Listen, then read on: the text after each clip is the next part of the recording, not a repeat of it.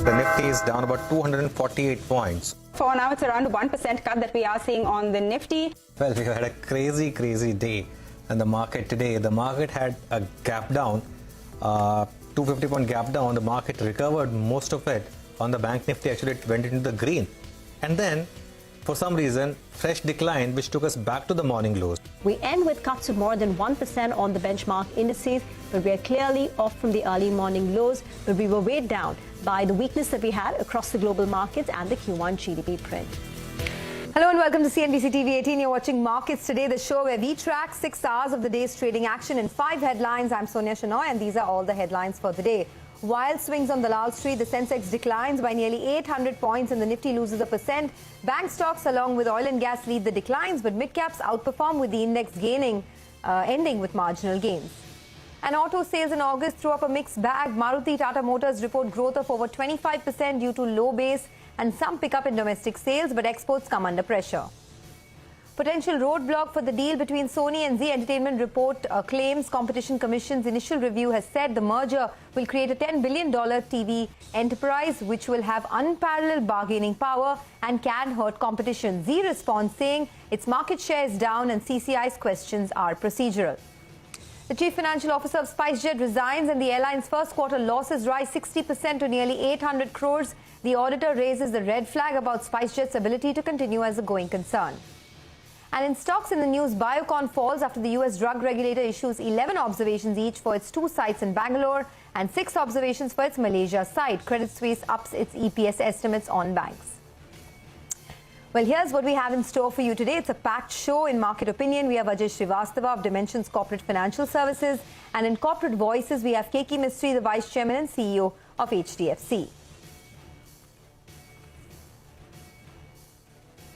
All right, let's start with all the market action of the day. It was a day of volatility on the Lal Street. Both the Sensex and the Nifty lost 1% each. Weak global cues spoiled the sentiment further, with the Sensex losing 770 points and the Nifty losing over 200 points. But mid-caps managed to buck the trend, and the mid-cap index ended marginally in the green. Anuj is here with the market wrap. Well, what a volatile day for the market on the weekly options expiry day, and coming a day after a day off. We were reacting to bunched up global cues. The SGX Nifty was down 350 points. We did start lower, not by as much, but still it was a big gap down. Then the Nifty recovered 200 points, fell another 200 points post-noon, and then had another recovery. So really was all over the place. The Bank Nifty, of course, traded in a much bigger band as well. And the mid-cap side of the market, that's been outperforming. And today also, for a better part of the day, advance decline was in favor of the advances. In terms of individual names, consumption has been doing well. So, names like Tata Consumer, Asian Paints, Hero MotoCorp, these stocks did well. And, the ones which underperformed today were really all the global plays. Commodities, Reliance was down, TCS was down, Hindalco was down, Tech Mahindra and Infosys was also down. As I said, the broader market did well. Some stocks which stood out included names like GMR Infra, Ashok Leyland, Astral, Tata Communications and SRF. All in all, a very volatile day, perhaps a bit of a teaser of what is to come in the months of September and October. Okay, let's get you some expert opinion now. Ajay Srivastava, who's the CEO at Dimensions Corporate Financial Services, said that the IT sector is the most exposed to global markets, both on the demand as well as the investment side. He also discussed his outlook on defense stocks. Listen in. IT has a particular problem among all the sectors. It has the highest proportionate ownership of FPIs, has the lowest proportionate ownership of the domestic investors, and certainly very low in terms of HNIs and individuals.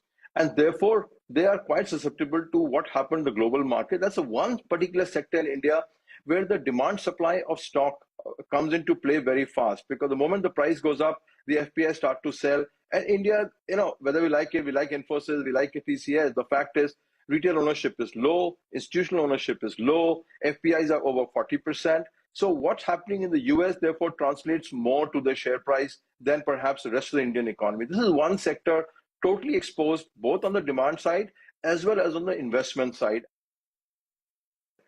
Defense, government policy is very clear. The fixed returns to these companies are very clear. They give you a 7.5% to 12.5% return on every order, and all cost is passed through. What better business can you be? PSUs used to suffer because they could not pass through the cost back to the buyers at the end of the day, which are the retail public, whether fertilizer or banks, etc. This is one segment where the government guarantees that you execute the order, we will give you a 12.5%, or in case of Mazigan Dog, say 7.5% return. Now, it's a best business that you got to be local, you got to buy through them, easiest thing. PSUs get the order of priority, like Bell Electronics, for instance. You register with Bell and you can sell easily to the defense sector. You try doing it directly, you cannot do it easily. Okay, in more market opinion, Suresh Tantia, who's a senior investment strategist at Credit Suisse, said that we will see higher interest rate affect the valuations in the Indian equity markets. He suggested, though, that banking stocks would be a good bet for the longer term. Take a look. At some point of time, we are going to see convergence. But right now, the issue is that the global growth is slowing down. When the global economy is struggling to grow even by 1 or 2%, Indian economy last quarter grew by 13% plus. And this financial year, it's expected to grow by 7%. So everybody is looking for growth. And I think India is one place which is offering growth right now. And that's why you're seeing this divergence playing out in the equity market. But eventually, I think it will converge as the higher interest rate in India also weigh on the valuation of the equity market.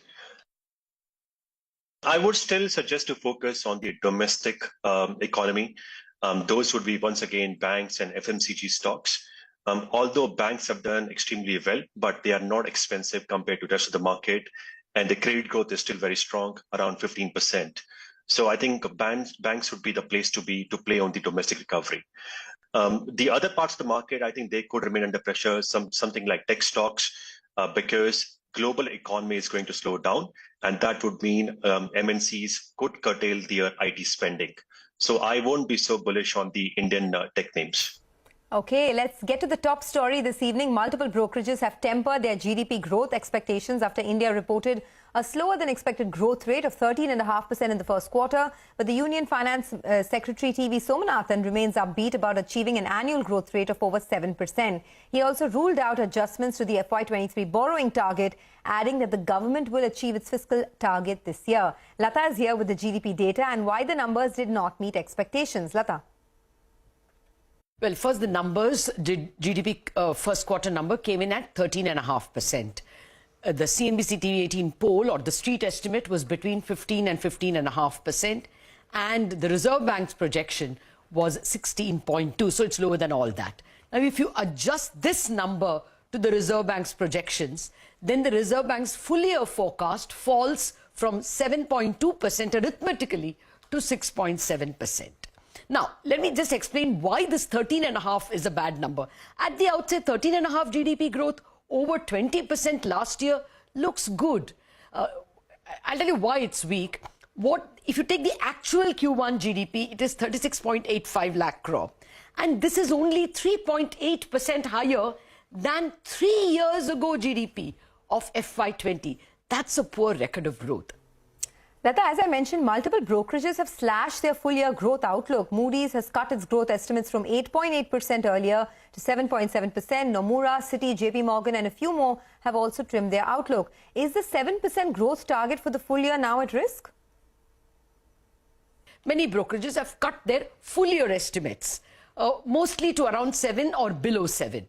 Citi is the most important. They have cut their real GDP number to 6.7. They were standing at 8, so that's a huge cut. JP Morgan has merely said that they are standing at around 7%, so it's not above 7. Morgan Stanley has cut it from 7.6, where they were, to 7.2, so a 40 basis point cut. And CLSA was sitting at 6.7. They've upped it to 6.8%. But the short point is there is a very good possibility India will not get to 7% growth this year. It may be a 6 handle. Maybe 6.8, 6.9. Okay, a sub 7% growth is what we're looking at. Thanks a lot for that, Lata. But in the money markets, the Indian rupee weakened marginally against the dollar. The rupee lost about 10 paise in trade today as the dollar index strengthened against most currencies. The 10-year bond prices also dropped marginally, with the yield remaining above 7%.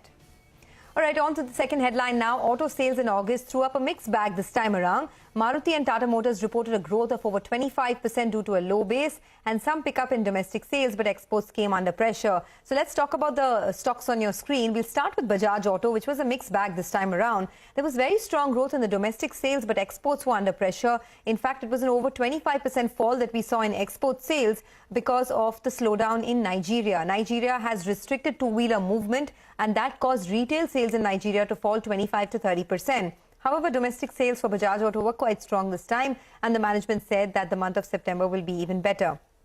Let's move on to the tractor segment though. Escorts reported a decent set of numbers and the stock was at a 52-week high today. Total sales up 7.5%, domestic sales an 8% growth and a 4% growth in export sales. This time, the management commentary was strong. They said you should see a better September for the sector and they expect a stretched peak selling season of 3 months. Ashok Leyland as well has been moving with quite a fast pace. In fact, overall sales went up 51%.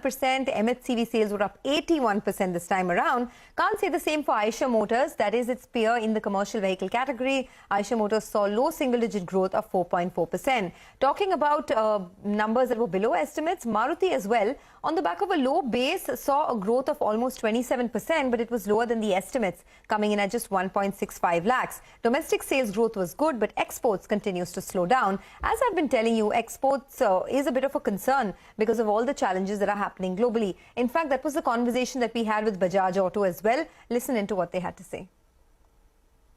Decline in numbers which you're seeing in export sales is not really the outcome of Egypt. If you may recall, we had said that there are developments in Nigeria and a few other parts of Africa, but particularly Nigeria, where retails have slid downwards for 2 reasons. One is, of course, there is inflation and lower availability of dollars, but there is also an uncertainty due to certain pronouncements by the government of India, government of Nigeria, restricting the movement of motorcycles. The Nigerian retails have shrunk by 25 to 30% for us. And what happens in that is that we like to take a prudent view because it's a long supply chain. And if these retails continue at this level, we don't want overexposure of our distribution partners in terms of stocks. So this month has almost been a nil month of exports to Nigeria so that we take the hit and get the process of getting the stocks in balance. So it's really that one issue. And of course, the Egypt issue, which is a much smaller one when it comes from when you look at it from a number point of view. Okay, let's move on to the third headline today. Reports suggest that the Competition Commission of India is concerned about the competitive implications of the Zee-Sony deal. Zee counters saying its market share is down and the CCI queries are procedural. The stock ended the day about 5% lower. Mangalam is here with more details on that. Mangalam. Well, that's right. It's a tale of two cities for Zee. It's ICC versus CCI, and currently looks like the CCI news is weighing on the ICC story as well. So let's take a look at both these stories individually. For ICC, Zee basically has tied up with Star to broadcast ICC tournaments between 2024 to 2027, which includes 2 T20 World Cups, 1 Champions Trophy, as well as the 2027 ICC Men's ODI World Cup as well. The deal financials are not disclosed, but analysts believe that the valuations for this or the payouts for this would be staggered given it's syndicated, and importantly, it will give them the one piece that they don't have in their sports vertical, which is that of a good sports property. And between 2024 to 2027, the linear TV viewership could perhaps increase on the back of that. But that's a 2024 to 2027 story. The concern right now is the Competition Commission of India's questions with regards to the Zee-Sony merger after their initial review, and there were reports on that as well. Now, to that, analysts believe that because it's an initial review, it should not worry the eventual fate of the merger, because companies are usually in constant dialogue with the regulator all through the merger process. And secondly, the article that triggered this fear in the street was from Reuters, and to that the company said that That article quotes numbers from FY21, which included the Zee and Sony combined market share upwards of 40%. And the latest data from BARC reveals that the combined market share for both Zee and Sony are sub 35%. And as a result of which, legally, there could be a case for this merger to have no further hurdles as well. And from the company's standpoint, they have said that they are in conversation with the regulator. Be that as it may, the street does not like this uncertainty, and that explains why the stock is lower. Okay, thanks a lot for that. We spoke to Abneesh Roy from Edelweiss Securities, who said that the brokerage firm was positive on Zee, and he's in fact given us the stock a buy rating. However, he added that the valuation overhang will continue to remain on Zee. We have a buy on Zee. Of course, these issues are happening. There's a huge delay already in terms of exchange approval. But in terms of triggers, what we see is in H2, because commodity costs have corrected, FMCG companies, auto companies will come back in terms of advertising, a lot of the other discretionary. Also, NTO2, there will be more clarity in the second half. So these are the two triggers. The valuation is quite comfortable. But my sense is near-term overhang will remain till the CCI issue gets addressed, the NCLT approval comes. There is a near-term, definitely question mark, which we still are grappling with. Okay, let's slip into a quick break, but do stay tuned and we'll be back in a jiffy with all the other headlines.